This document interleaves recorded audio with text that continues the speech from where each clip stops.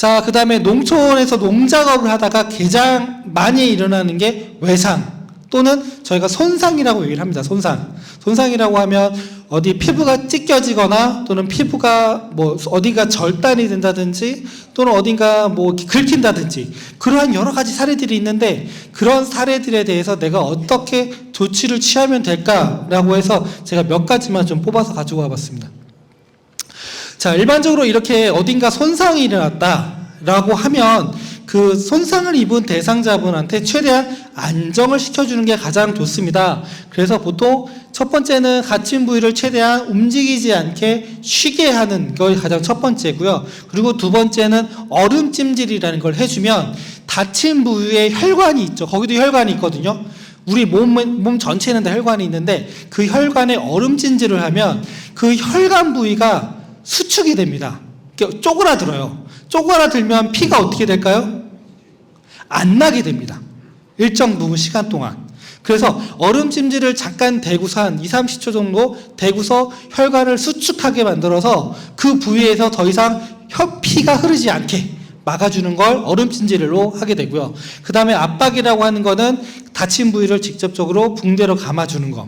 뭐 붕대가 없으면 수건으로, 깨끗한 수건으로라도 그 다친 부위를 꾹 좀 살짝 압박을 해주는 게 필요합니다. 그리고 올리는 거는 내 심장보다 높은 곳으로 그 다친 부위를 올리게 해서 심장에 직접적으로 그 영향이 미치지 않도록 해주는 게 좋은 방법입니다. 일반적으로 이렇게 상처가 입었을 때 또는 상처가 입었을 때 가장 첫 번째로 해줘야 되는 건 그 상처 부위가 다른 오염된 물질에 오염이 되지 않도록 해주는 게 가장 중요하시거든요. 그래서 상처를 입었다? 그러면 그 상처 부위를 깨끗한 물로 씻겨주는 게 가장 중요합니다.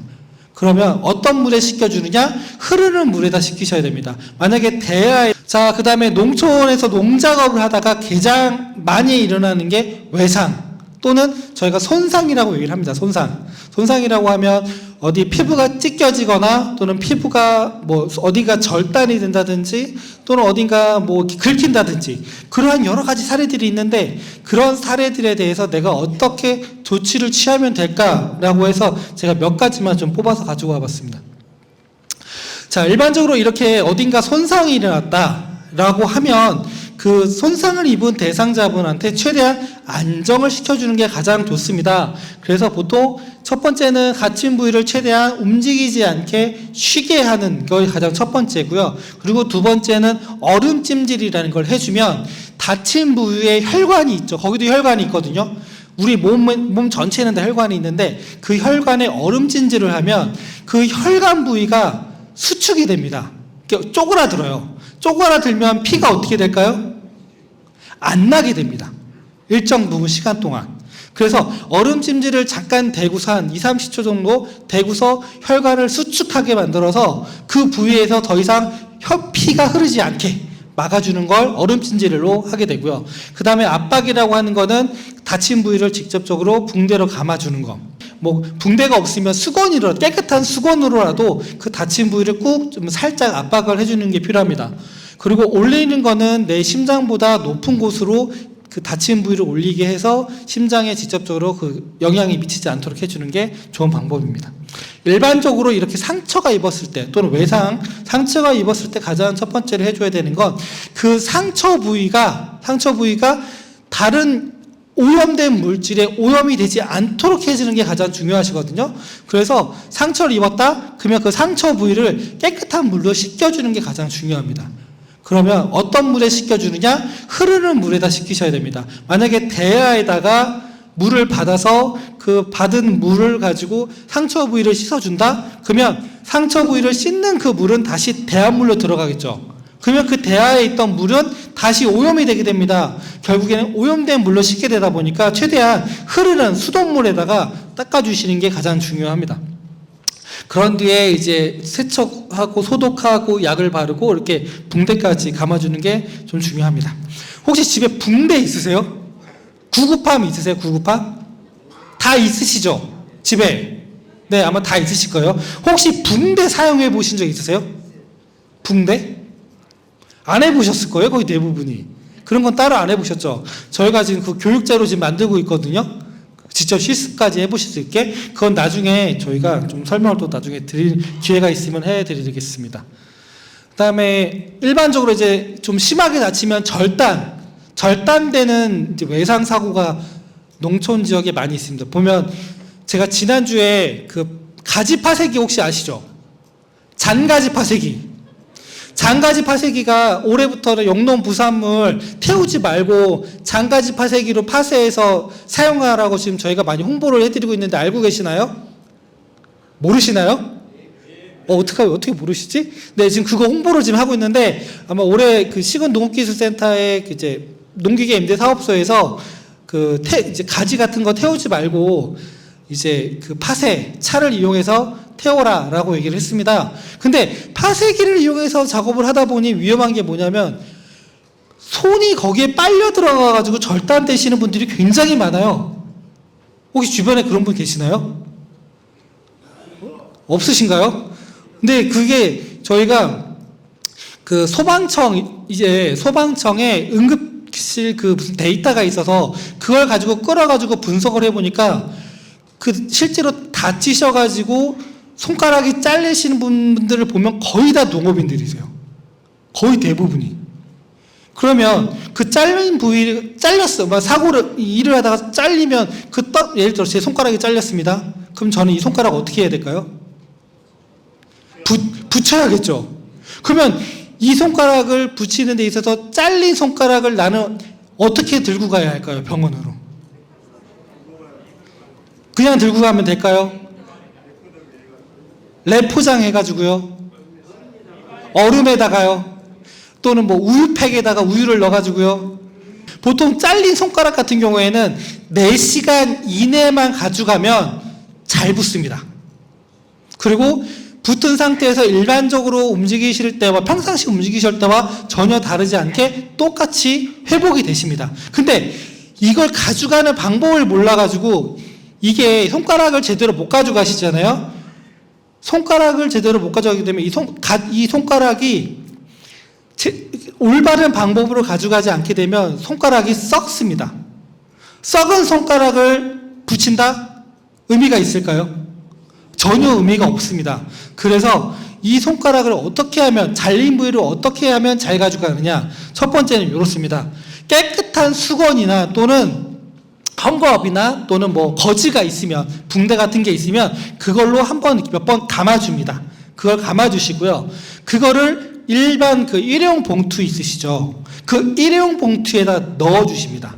그 넣어준 상태에서 요거를 따로 얼음 주머니를 하나 준비하셔가지고요. 그 얼음 주머니에다가 얘를 그 안에다 넣는 겁니다.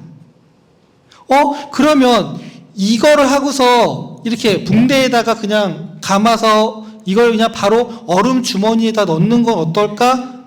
호도 생각하실 수 있겠죠. 근데 얘를 중간에 요 단계 안 거치고 그냥 단순하게 헝겊이나 수건에다가 손가락을 감싸가지고 얼음 주머니에 넣게 되면 이 손가락이 동상에 걸립니다. 동상이 걸리면 얘 어떻게 될까요? 썩습니다, 나중에. 그러면 아무 의미가 없습니다. 나중에 접합한다 하더라도. 그래서 꼭 요 중간 단계, 이렇게 따로 비닐봉투에다 한번 감싸가지고 얼음 주머니에 넣는 단계를 꼭 잊지 않으셔야 합니다. 네. 다음에 볼까요? 이제 중독입니다, 중독이 여러 가지 사례가 있죠. 뭐 이렇게 직접 코로 뭐 그 유기물 뭐 그 나쁜 물질을 흡입하는 경우도 있고요. 그다음에 입으로 음독하는 경우도 있고요. 또는 피부에 묻어가지고 중독이 되는 사례들이 굉장히 많이 있습니다. 일반적으로 피부에 묻어서 중독이 되는 사례는 농약이 있고요. 그다음에 입으로 중독되는 사고도 뭐가 있을까요? 입은 농약 복용도 가능합니다. 그다음에 코로 마셔가지고 중독되는 사례는 뭐가 있을까요? 이것도 농약이 있습니다. 농약이 굉장히 위험하죠.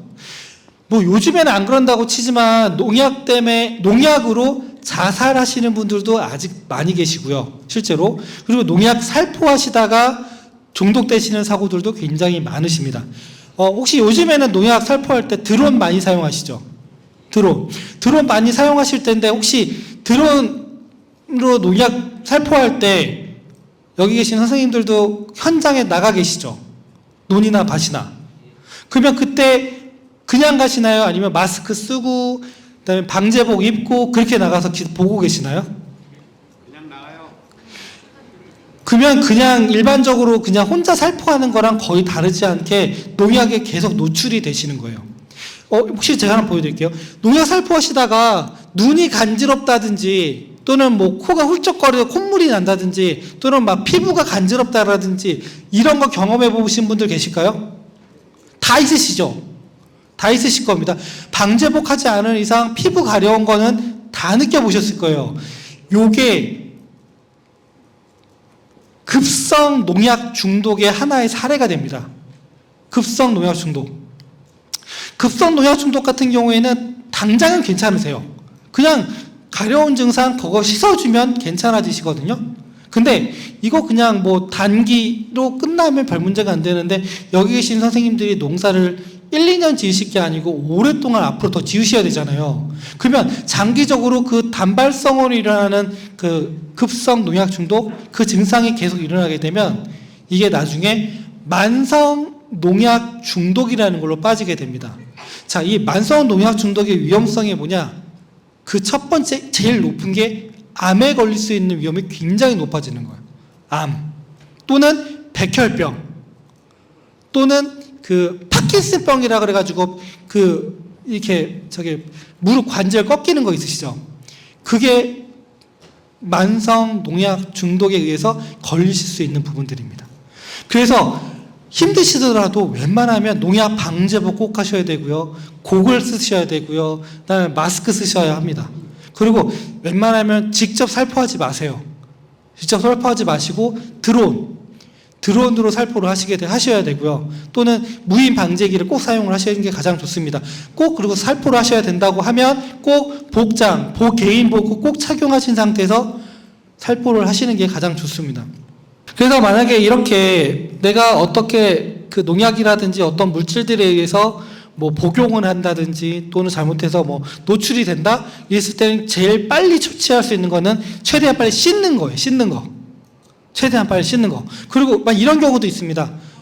그 우연에 의해서 농약을 혹시 여기 계신 선생님들은 아무도 안 계시겠지만 저희가 지난주에 그 어느 농가에서 이제 안전진단을 나간 적이 있는데 그 안전진단을 하면서 바카스병이랑 농약병이랑 같이 있는 거예요. 그래서 어르신한테 물어봤습니다. 아니 왜 이거를 농약병이랑 바카스병 같이 놓으세요라고 물어봤더니 그거 바카스병이 아니래요. 그럼 이거 바카스라고 써 있는데요. 그랬더니 그 바카스 다 먹고서 그 안에다가 남은 농약을 넣으셨다는 거예요. 그게 아직까지 있으세요. 실제로. 네? 근데 만약에 실수로 그 옆에 그거 모르는 사람이 옆에 와가지고 바카스 그거 따가지고 먹는다? 그럼 어떻게 될까요? 진짜 위험하겠죠. 자, 만약에 근데 우연에 의해서 누군가 그걸 마셨어. 농약을 내가 일부러 마신 건 아닌데 어떻게 하다 보니까 농약을 마시게 됐습니다. 그럼 어떻게 해야 될까요, 이 사람? 바로 병원에 가는 게 가장 중요합니다. 119에다 바로 전화를 하세요. 자, 만약에 농약을 한번 넣었는데 그러면 여기 들어가는 농약을 뱉어내게 하면 되는 거 아니야? 라고도 생각하실 수 있어요. 그렇죠? 근데 농약이 이미 여기 목이죠? 농약이 이렇게 한번 기도를 타고서 여기 위까지 한번 들어갔죠. 들어가면서 한번 여기를 다치게 해요. 다치게 하는데 이 다치게 해서 된 농약이 여기 뱃속에 있죠. 이 뱃속에 있는 농약을 강제로 또 끌어내면요. 이게 한 번 더 다치는 거예요. 농약으로 인해서. 그래서 웬만하면 꼭 구토를 유발하게 하시면 안 돼요. 바로 병원으로 이송을 시키셔야 됩니다. 꼭 웬만하면 그렇게 하시는 게 가장 중요합니다. 올해 이제 그 온열질환 더워가지고 고생들 아마 많이 하셨을 거예요. 작년에 우리나라에서 한 1,200명 정도가 열사병, 일사병에 걸렸습니다. 작년에 한 해. 그 중에 농업인이 몇 분이나 걸리신지 아세요? 대략 40%가 걸렸습니다. 우리나라 전체 인구 중 온열 질환자가 1,200명 정도가 되는데 농업인이 그 안에 500명이나 들어가 있었어요. 온열 질환이 굉장히 높습니다. 굉장히 높고 굉장히 고통을 많이 받으십니다. 그러면 이런 온열질환에 빠진 사람들이 나타났을 때 어떻게 하는 게 좋을까요? 웬만하면 여기 계시는 선생님들 다 아시겠지만 더운 시간대 작업 안 하시죠? 이른 새벽에 일을 하신다든지 좀 늦은 저녁 시간대에 일을 하시는 경우들이 많이 계실 겁니다. 근데 간혹 한여름에 비닐하우스, 어쩔 수 없이 비닐하우스 들어가서 일하시는 분들이 계시거든요. 그러다가 사고 당하시는 분들이 꽤 많이 계시고 계십니다. 네. 동물에 의한 손상 하나 보여드릴게요. 동물에 의한 손상 중에 가장 대표적인 게 이제 몇 가지 주가 있는데 그 중에 독사. 우리나라의 독사 종류가 혹시 몇 가지 되는지 아세요? 우리나라의 독사가 한 7종류가 된대요. 토종 독사. 여기 계신 선생님들 앞에 독사가 있습니다. 그러면 어떻게 하실래요?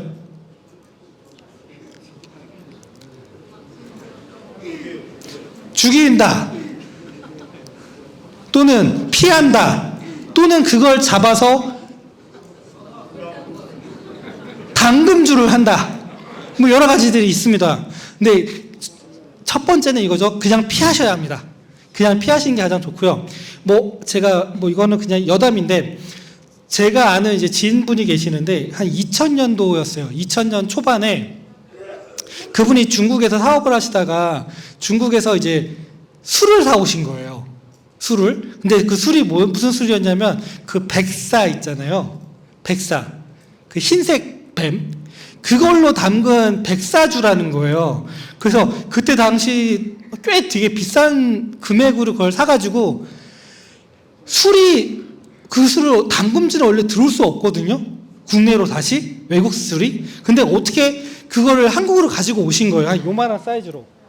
요만한 사이즈 된 백사주를 가지고 와서 친구들을 불러가지고 한 모금 두 모금씩 하고 그 술잔을 다 비웠습니다.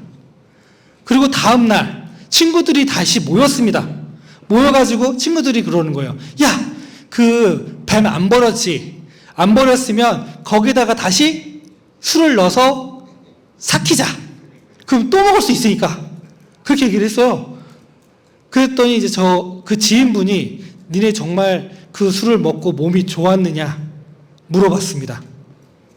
그러면서 그분이 그 술독에 있는 뱀을 이렇게 쓱 꺼내요. 쓱 꺼내는데 이 뱀이 이렇게 뱀주로 되어 있으면 그 뱀이 보통 흐물흐물해지잖아요.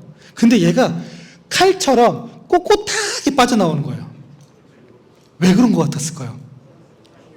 플라스틱이었어요. 플라스틱. 그래서 지금은 안 그러겠지만 그 옛날에는 그 중국에서 가짜 술이 굉장히 많이 있더라고요. 특히 뱀 가지고. 저도 실제로 그 사례를 당해보니까 참 중국에서 아무거나 사오면 안 되겠다 생각이 좀 들었습니다. 자, 이렇게 길을 가다가 이제 농작업을 하다가 뱀에 물렸어요.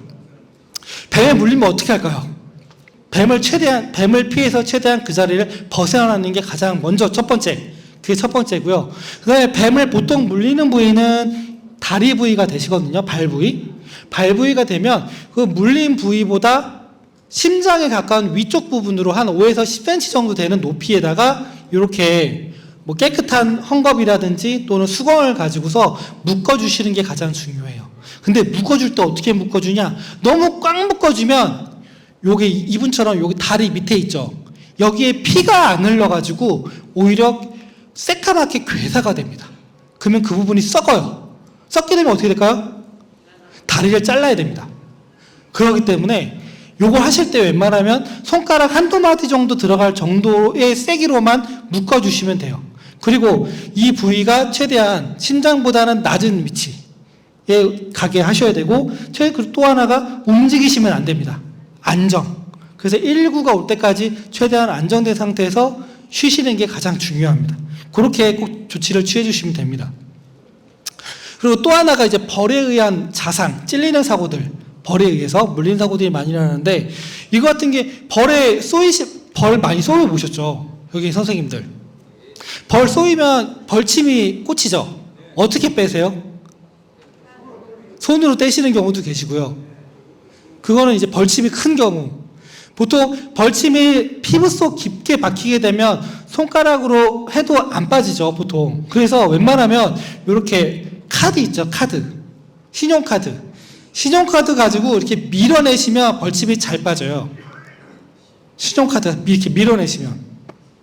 괜히 이렇게 손가락이나 이렇게 포셉으로 벌침을 빼려다가 뭐 간혹 빠지는 경우도 있긴 하겠지만 잘 빠지지 않는 경우에는 이것 때문에 이렇게 벌침에 물린 그 부위가 되게 지저분해지게 됩니다. 상처 부위가. 그래서 다시 2차 감염에 걸리실 수도 있거든요. 그래서 웬만하면 신용카드 같이 이렇게 판판한 걸 가지고서 해주시는 게 가장 좋고, 그게 침을 제거하신 뒤에는 깨끗하게 씻으신 다음에 이렇게 얼음 주머니 같은 걸로 살짝 대고서 한 20-30초 정도 대시고서 대기해 주시면 그 붓기가 금방 가라앉게 됩니다. 그리고 저희가 이런 걸 좀 만들었습니다. 농촌진흥청에서 응급처치 가이드라고 하는 이런 이렇게 리플릿을 만들었거든요. 저희 홈페이지가 있는데 홈페이지에다 이걸 좀 넣어놨습니다. 그래서 농업인용 응급 구급함이라 그래서 농업인들이 꼭 상비하고 계셔야 할 구급함 형태의 부속품 같은 것들이 무엇이 필요한지에 대해서 여기에다가 좀 구비를 해놨습니다. 그래서 뭐 이런 구급함에 대해서 저희 아나운서 성함은 모르겠는데 그 TV 아나운서한테 이제 부탁드려서 홍보도 좀 한 적이 있었습니다. 그 다음에 심폐소생술에 대해서 이제 좀 간단하게만 제가 말로 설명을 드릴게요. 이게 원래는 실습이 들어가야 되는 방법인데 실습을 지금 하지 못하니까 제가 간단하게 하는 방법에 대해서 좀 설명을 드리겠습니다. 자, 심폐소생술을 하는 이유는 뭐 간단하면 이겁니다. 심장이 멈췄기 때문에, 심장이 제 기능을 못하고 가만히 멈췄기 때문에 하는 게 심폐소생술이에요. 그래서 심정지라는 앞에서 보셨던 그 심근경색증 그 환자가 생겼을 때 조치를 취해야 될 게 이 심폐소생술이게 되겠습니다.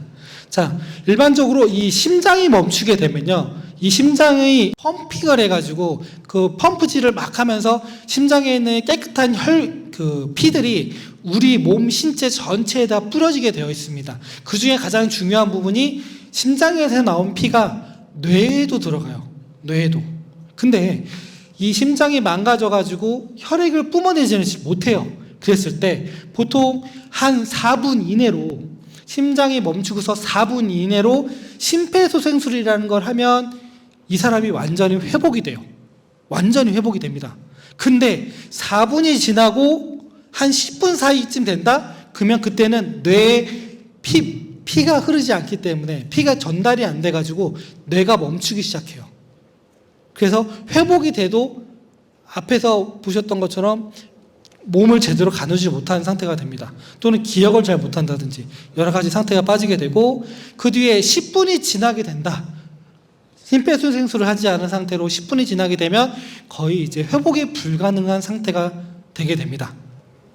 네. 그래서 가끔 TV나 드라마에 병원 드라마 같은 거 보면 응급실에서 의사가 막 이렇게 하잖아요. 심폐소생술을 막 하죠.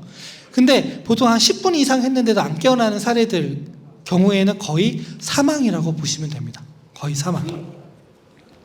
자, 심폐소생술을 할 때는 콕에 이렇게 5가지만 좀 아시면 됩니다. 첫 번째는 누군가 쓰러졌어요. 쓰러지셨으면 이분의 심장이 멈췄는지 또는 숨을 안 쉬는지 확인을 하는 의식을 먼저 확인을 해줘야 됩니다. 그리고 두 번째는 구조 요청을 하죠. 구조 요청을 어디다 한다 그랬죠? 그렇습니다. 119. 119에다 꼭 하시는 거고요. 그 다음에 흉부압박이라는 걸 30회를 합니다.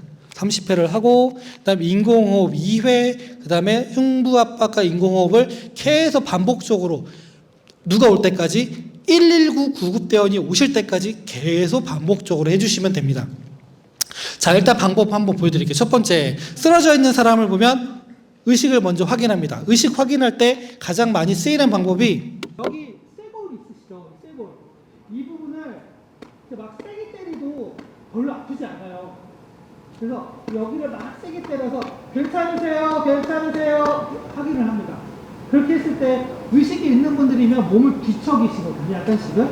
그런 분들은 심폐소생술을 하지 필요가 없어요. 근데 의식이 없다. 그러면 이 사람 심장이 쉬는지, 심장이 안 뛰는지, 그 다음에 숨을 안 쉬는지 이제 확인을 해보셔야 됩니다.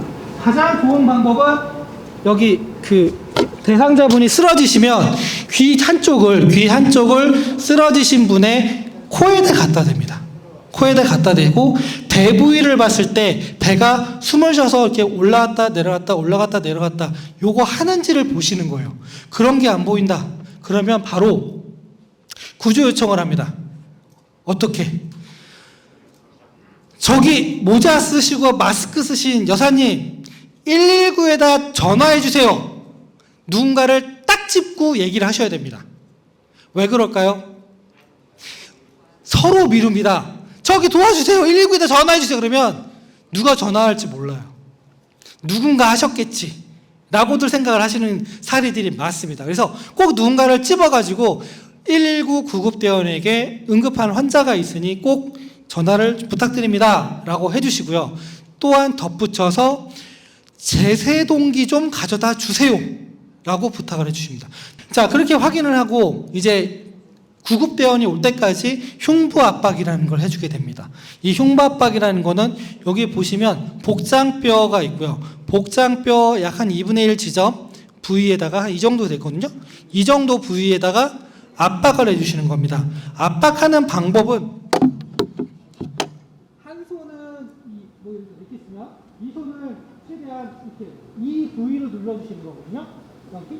여기 약간 둔떡되어 있는 손바닥 아랫부위 있으시죠? 이걸 가지고 눌러주시는 거예요. 근데 누를 때 한 손은 그 부위에다가 복장뼈 있는 부분에다 대고 나머지 한 손은 이걸 잡아서 이렇게 들어 올려주시는 거예요. 이렇게 들어 올리게 되면 이 부위만 가지고서 그 흉부를 압박을 해주시는 거예요. 이 흉부를 압박을 할 때 깊이는 한 5에서 10cm 정도를 압박을 해줍니다. 5에서 10cm 정도면 한 이 정도 되거든요. 이 정도 깊이로 눌러주시는 거예요. 이 정도 깊이로 눌러지면 사람 갈비뼈가 어떻게 될까요? 부러질 수밖에 없습니다. 그래서 정말 정석대로 심폐소생, 흉부 압박을 하면 갈비뼈 일부가 부러질 수밖에 없어요. 그게 정상입니다. 실제로. 네. 그런 사례들이 많기 때문에 실제로 그렇게 해주시면 되고요. 횟수는 30회를 먼저 해줍니다. 30회를 해주는데 이 흉부 압박을 해주는 속도는 1분에 한 100회 정도 하는 속도. 이 정도입니다. 하나, 둘, 셋, 넷, 다섯, 30 요렇게 이 정도 속도로 30회를 해주시면 됩니다. 그 뒤에 기도를 확보해가지고 한 손은 코를 잡고 한 손은 턱을 잡은 상태에서 쓰러진 사람의 목이 이렇게 들어 올려지게 해서 여기 기도가 일직선으로 좀 평평하게 올라갈 수 있도록 해주게 됩니다. 그런 뒤에 여기다가 입을 대고서 인공호흡을 해주게 되는데요. 내가 인공호흡을 혹시 모르는 여자분들한테 인공호흡하기 어렵겠죠? 쉽지 않습니다. 그렇죠? 그러면 안 하셔도 됩니다. 안 하셔도 됩니다. 근데 내가 인공호흡을 할 자신이 있고 예전에 교육을 받아본 적이 있습니다. 그러면 해주시는 게 좋습니다. 그래서 바람을 이렇게 2회를 불어주게 됩니다. 불어주게 되면 가슴이 쓰러지신 분의 가슴이 올라오는 게 육안으로 보일 수 있습니다. 네, 그걸 확인을 해주시고요. 그 다음에 이분이 이제 어느 정도 회복이 됐다. 그렇게 열심히 해서 회복이 됐다라고 하면 이렇게 한쪽으로 눕혀가지고 다치지 않게 이렇게 움직여주시면 됩니다. 네, 아까 제가 설명드렸던 게 이거거든요. 선한 사마리안법이라고 해서 앞에 제가 말씀드렸죠. 흉부 압박을 하면 갈비뼈 부러질 수밖에 없습니다. 진짜.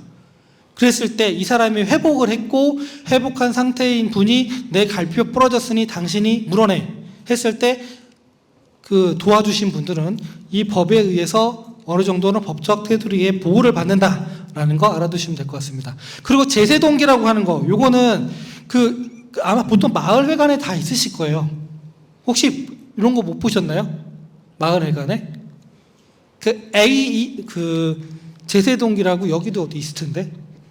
보통 웬만한 건물 내에는 그 제세동기라는 게 하나씩은 다 비치가 되어 있습니다. 그래서 혹시 나중에 마을에 돌아가시면 그 제세동기가 어디에 있는지만 일단 확인을 해서 알아두시는 게 가장 좋을 것 같아요. 그러면 앞에서 보셨던 이렇게 흉부 압박으로 막 누르는 거 있죠. 그거 하지 말고 요걸 가지고서 사용을 하시면 됩니다. 근데 처음에 그러세요. 나 기계 다룰 줄 모르는데? 생각을 하시게 돼요. 근데 이 기계가 어디에 있는지만 먼저 확인을 하시고요. 그리고 응급한 상황이 왔을 때 이 기계를 가지고 딱 열기만 해보세요.